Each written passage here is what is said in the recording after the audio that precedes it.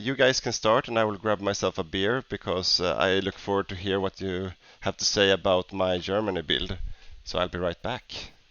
Yeah. Yeah, this will be really really fun. I think if we should just start out in Europe, uh, I think I talked to Johannes a lot of times, and the only thing I say to him and everyone playing Axis is that go for it and go as fast as possible. So if he has listened to me, and I think he has, he won't be sitting around waiting for stuff. He will make sure things happen and try to shape the battlefield. Uh, Early on, and I think the allies need to be prepared for that. And that's something I think the allies are usually has a hard time to do. They're not really prepared 39 or 40. Uh, they aim for a long game, and yeah, that can be a losing strategy. Yeah. So I think it will be a hardcore non. Yeah, Not what waiting we around. Is that what you're saying? yeah yeah, no one will wait around. Stuff will happen. I think Jacob will make sure that stuff happens other places also. So yeah, a lot But of speed, a Yeah. lot of momentum. all right, but I think also our dear Badger has a fondness for doing new and innovative builds. So I don't think we'll see a completely standard Germany, but I also don't think we'll see like no armored Germany because that's been done pretty recently. Or no, maybe that was the Soviets. Yeah. And that was anyways, Soviets, yeah. I think we'll see something special, but yeah, I think he wants to surprise us. Yeah, he has plans. Just look Yeah. at him. A man with a plan. Yeah, but Yeah. I will of course just say everything that I plan to do and try to get into the head of Martin listening right now. So, okay, we have a question for Martin. Speaking of Yeah, general, it's a does question here. does Johannes know how the tank designer works? That's a good question. I mean, to be honest, I'm always quite surprised of the patch notes of the tanks. I tend not to look at them because I know that I will not use them anyway. I promise you, Martin, that I will look at the patch notes for tanks for the next game. What that means, I don't know, but or I do know, but I won't tell. All right, so let's look at some Right. theaters and some lineups or some matchups. So Yeah. Yeah. maybe we should Like, start off the Battle of the Atlantic. What do we think of that? hmm. And then the light goes over to the UK and Francis and Oscar. I think they will have a.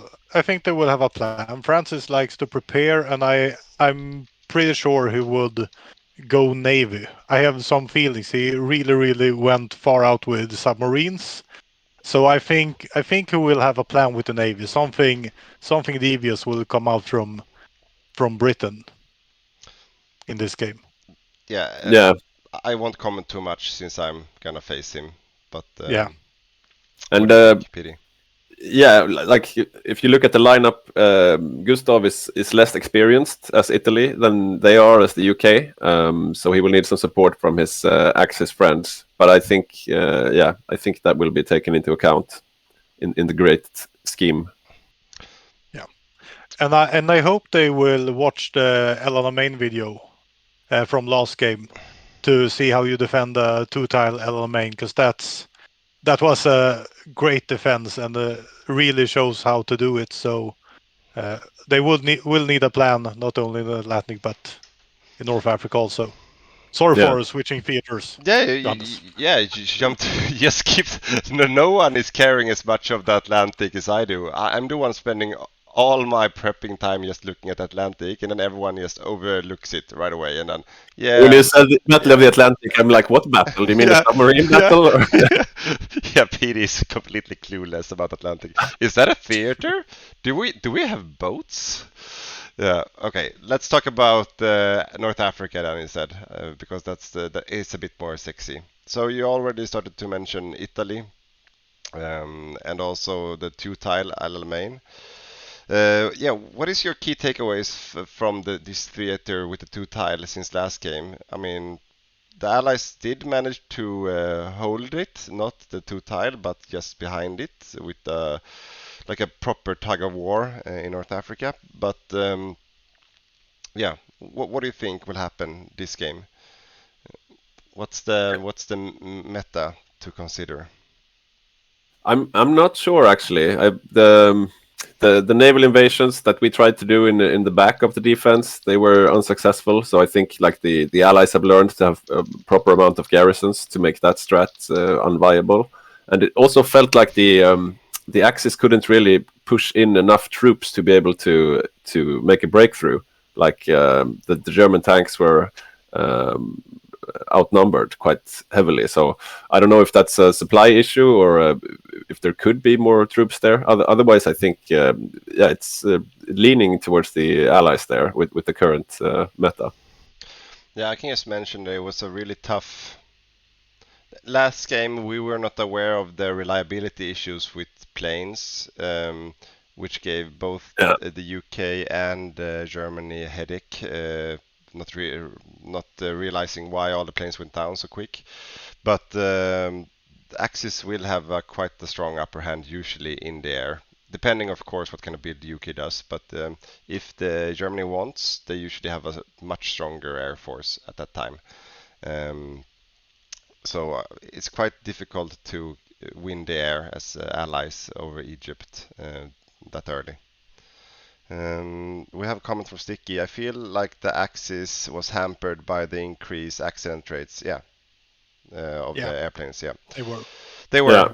but also. But they mostly had green air still, though, right? Yeah, most of the time. Yeah. Because the Allies was also really hampered by it. The UK could never get to any critical mass, but Germany, on the other hand, started with twice the amount of planes. So UK could never really catch up that UK usually does. It was really difficult. So I don't think in the North African theater they were that hampered. It was when they opened up Barbarossa they really felt the accident rate really hitting them properly. Yeah. Because the Soviets didn't send up planes, basically, so only one side was losing planes. Yeah, and they had a much more planes in the air at the same time as well, so the accident rates just increased a lot.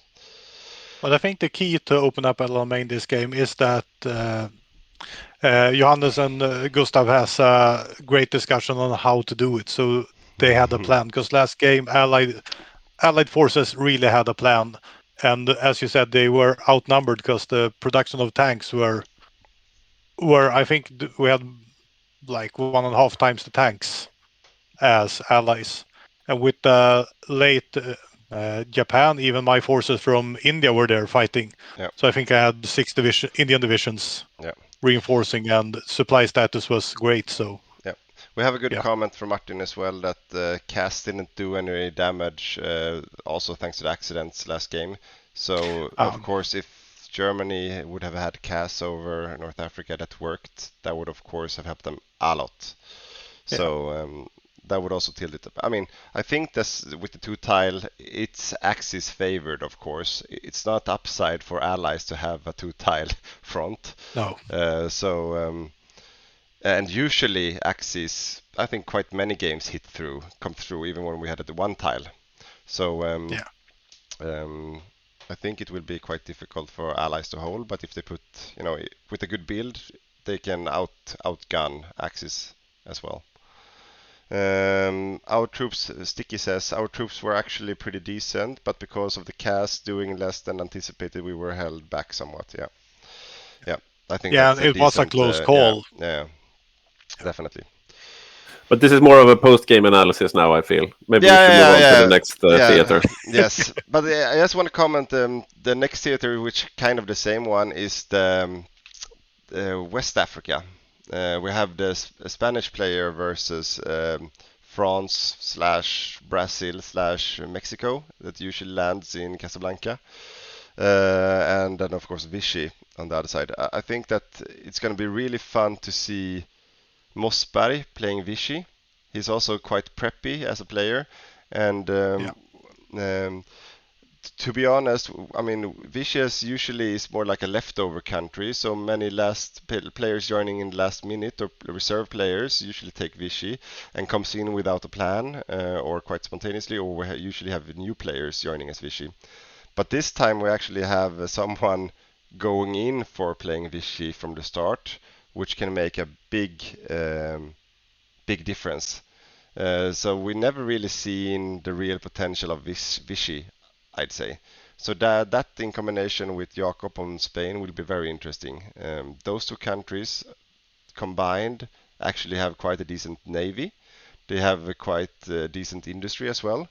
And if they wait long enough to build up long enough, they can do some real damage. So it will be very interesting to see what Spain and Vichy can do together this game, I think. Yeah, I Yeah, think the Allies might be running into a pretty well planned defense there on the west. Yeah, especially since we yeah, have two preppy players on those two countries. yeah. They need to be ready. The allies need to be ready for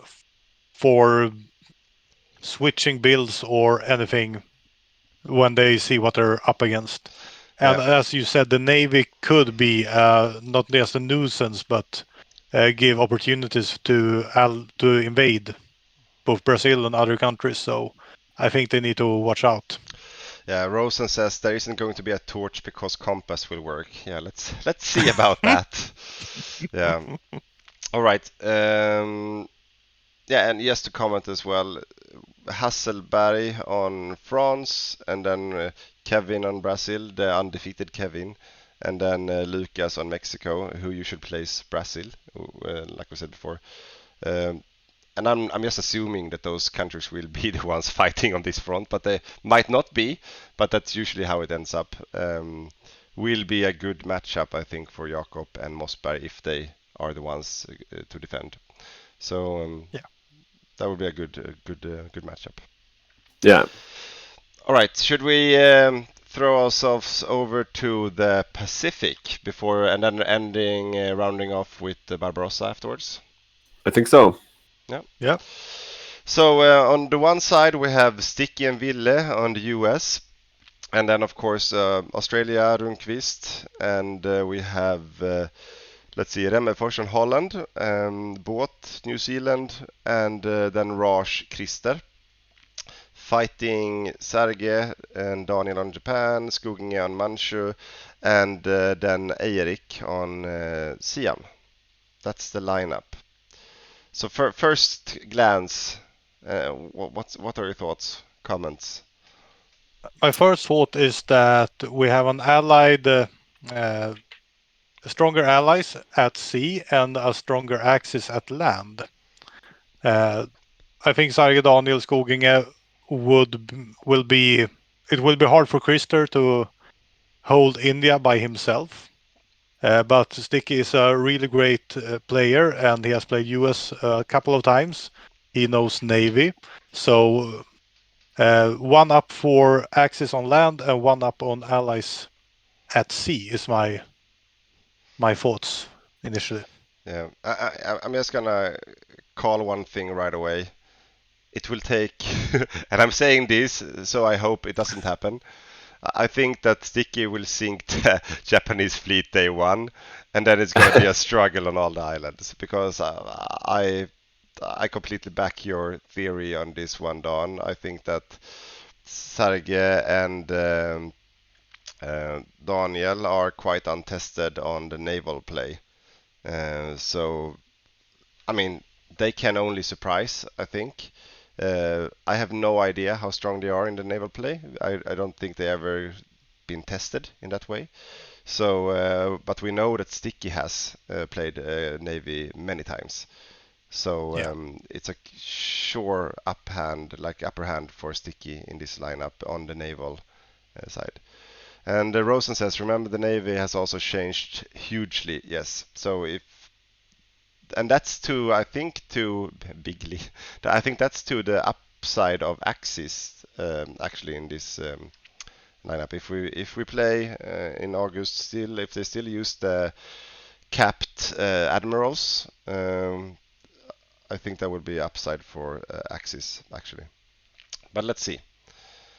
I think that's a good analysis that you did, Don. I think it will go something like that. And I Yeah. think if I were Axis, I would play on my strengths. If I thought I was good on land, I wouldn't try to counter that by going all in Navy and try to give it my best. I would just go with my strengths and try to crush everything as fast as I can before the US Navy catch me. Play to lose, but lose slowly. Play to lose. Oh, I mean, or just capitulate Raj before the US Yeah, shows up. Yeah, that's what I meant. Yeah, yeah, And I would say a key in the Pacific theater for the Axis is a quick China war. So if they put some time and effort into the China war, that will make a huge difference, I would say. Because it's a lot of factories. It's like 200 factories early. That's yeah, that's a price you yeah yeah. I think we've really seen want. quite some slow wins for Japan recently as well, right? It's been some time ago since we had a really quick win over in Asia, and I mean, the games we've seen Japan winning the China War already by early 39 or something like that. Those are the games where they turn into monsters if they get all those factories early, right? So Yeah, I think was it last BadgerBed, me and Jakob played Japan, and I think we capitulated mid 38 or something. yeah, And yeah, that was felt later in the game. yeah, yeah. Rosen says I don't think Japan can win that quickly anymore. Well, it's up to Sergej and Daniel and Skugne to um, prove that wrong, right? The buff of yeah, China has been increased as well. Yeah, I yeah. mean, From what we've seen the last few games, the China war is quite tough as it is. Yeah, yeah. Yeah. Yeah. we'll see if they'll go for a big manchu or a small manchu, but it seems like the small manchu is the meta. Yeah.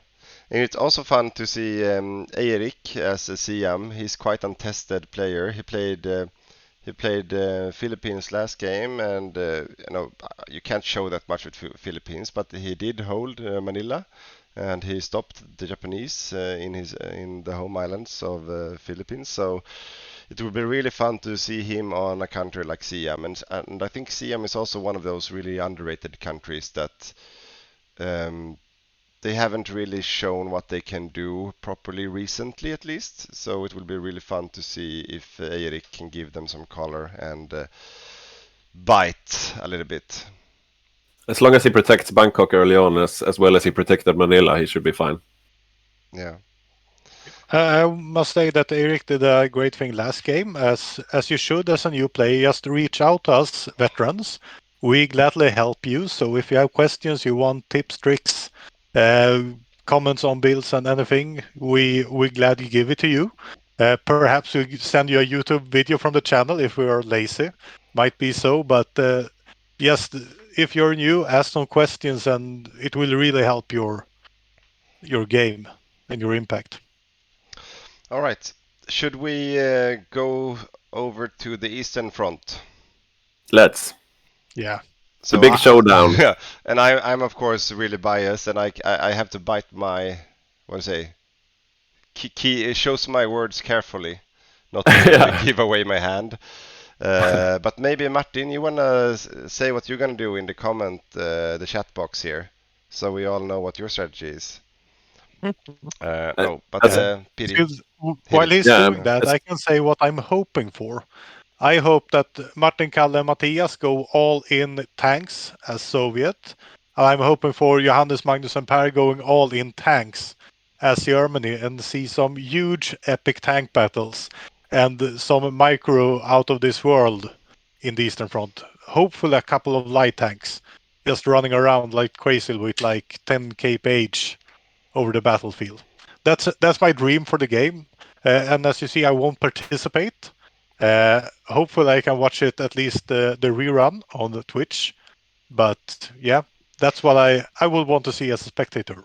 Martin says his strategy now. Japan first is his strategy as Soviets. So that's 43 according to the rules, or 44? 44, 43. I can't remember. Okay, yeah, Okay.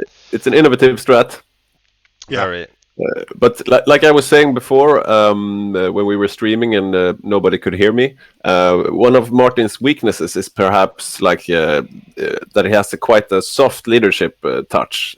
So he'll say, "Yeah, you do you," while Johannes is more like, "You build this template with this model of tank that I will license produce to you," and so on. So Johannes has a tendency to strengthen his team overall, but when it comes to this lineup here on the Soviets with Kalle and Matthias Aaron Eversson, Martin has no And qualms. Jonte.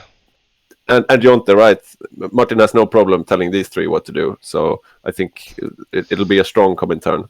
But probably doesn't have to tell them what to do. Probably No. not, yeah. No. Yeah, but what Martin doesn't know is that I picked every player because they all will have a really bad day that day. So no.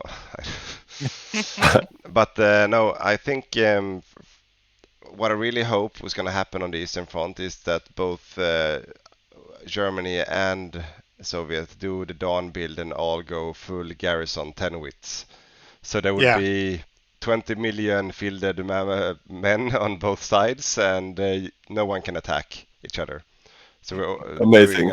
doing a World War One style front. World War One until the nukes arrive. Yeah, that would be fun. Yeah, no, I can't really say much, but I can say what I think Martin will do, actually. And I will be quite honest what I think he will do. Like last time, Martin has a tendency to love medium tanks and also assault guns. So, or just regular vanilla medium tanks with some tank destroyers. So I think Martin will have a regular front line with some 20 wits or 30 wits, probably 20 wits all around, and then he will have a strong core of mediums roaming around to do all the micro. This is a bit like Schrödinger's tank, because you talking about his strategy might actually change his strategy. Don't know. Don't know. Let's see. I'm looking at the chat intensively to see what he's gonna say about it. But yeah, I know that Martin would be tempted to do something really crazy and something different. But when push comes to shove, I think he can't. Oh, I don't think he can let go of his medium tanks. Yeah, Martin He's is too much in love with the medium tanks. Yeah, he doesn't usually go for crazy strats. He just does the normal strats really well. Yeah. But no, he thinks about all the crazy strats. He tries all the crazy strats, but then when it comes to game day, he will go back to doing the regular stuff really well instead. Maybe like to add some fancy heavies on top. Some KV2s maybe. I don't know. Now we're here. Okay. I've heard on losing the Winter War on purpose to get access to Tukashevsky is a cool new thing. Martin, this says nothing to me.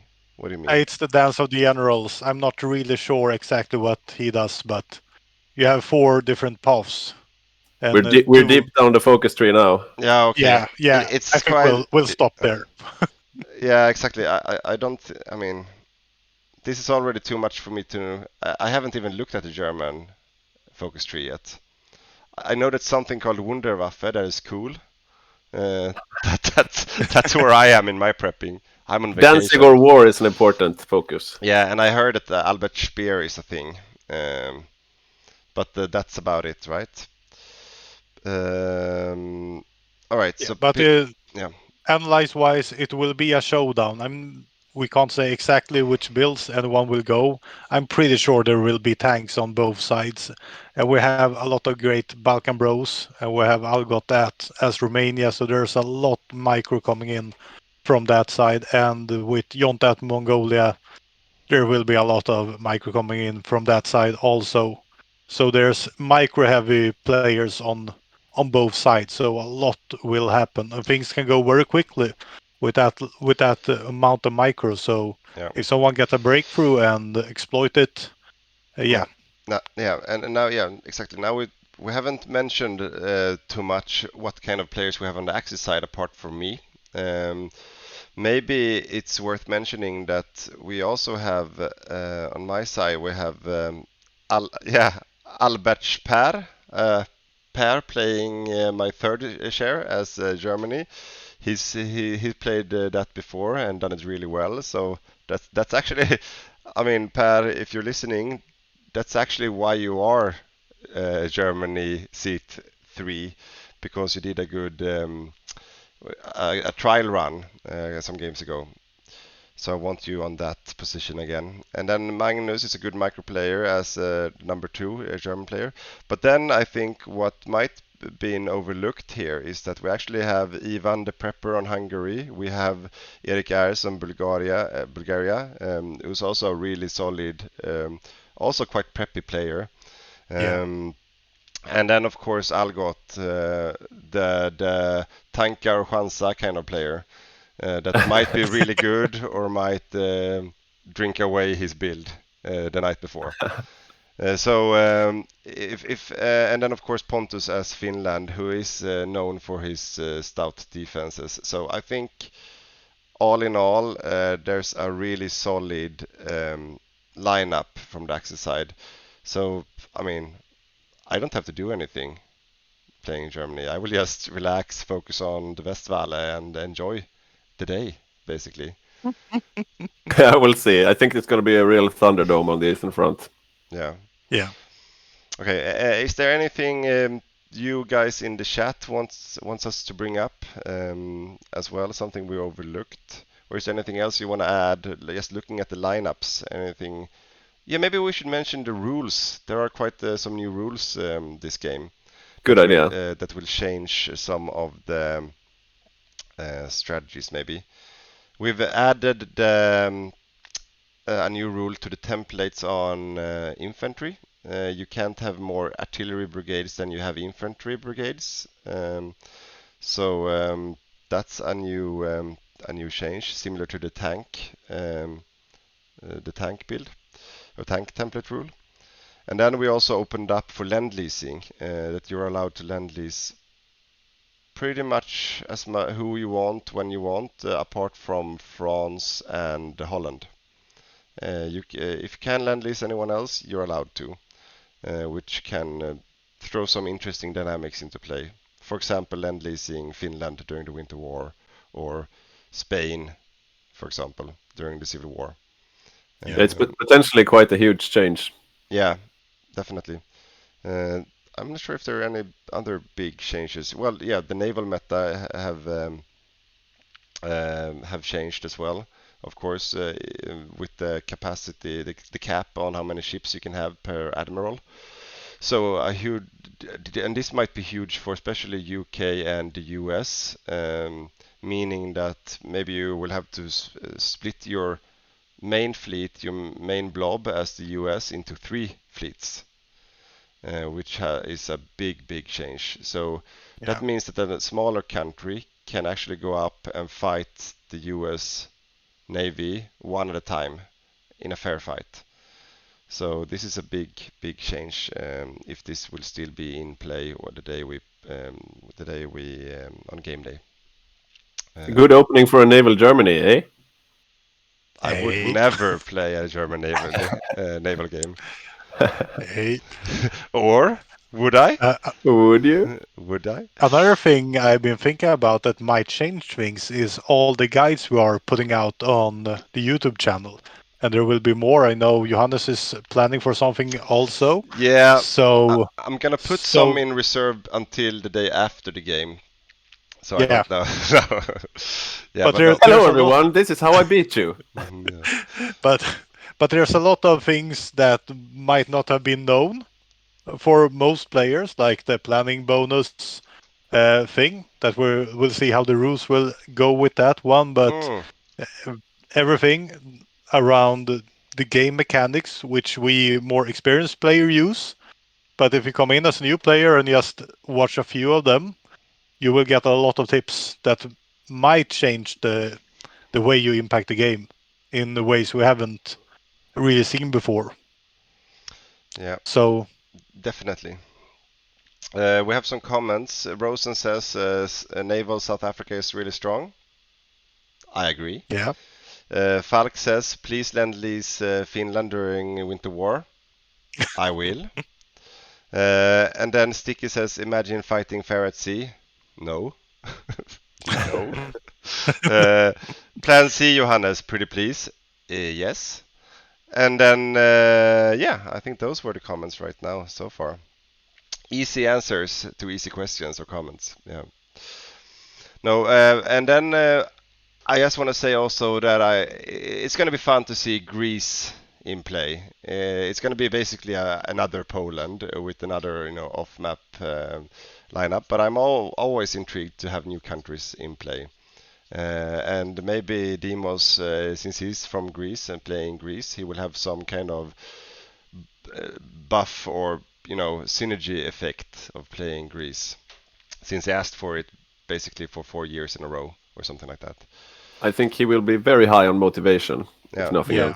else. We have a new question from Martin. Why is Petter and Dawn not wearing hats indoors? Why are you not, guys? I'm still trying to display my hair while I still have it. So Yeah. as soon as I go bald, I will be wearing a hat a lot more. Yeah.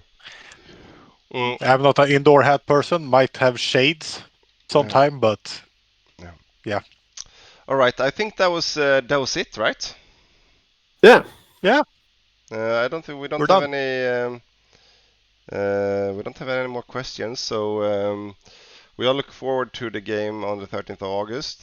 These are the teams. It's not too late to join. We always find more seats for players joining. We usually say that we have a capacity of 43 players, and right now we are 35, if I counted correctly, or maybe 36. So we We definitely still have no Malaysia or Philippines, for example. or Albania. Yeah. So we have a few more countries, but also, I mean, basically unlimited co-op slots on a few Yeah. countries, right? So please join if you're still on the fence, not decided. And then we have another Blitz game coming up on the 23rd of July, so in 10 days' time. Right now we are only 16 players signed up, but a lot of people are undecided, and a few have said that they want to join but haven't signed up yet. So I'm quite confident we will be at least plus 20 something, so it will be fun. And also, as a teaser, if we end up being too few players, we will instead try out the World War One mod as a backup plan. Ooh. So that's the backup plan if we're not players enough. Because in that mod, I think they recommend being between 12 and 20 players. So it's perfect for the amount we are right now, if not too many sign up. Yeah. Yeah. Great. That's it. Looking forward to it. Have a good evening, everyone, and see you in the channel. See you guys. Take care.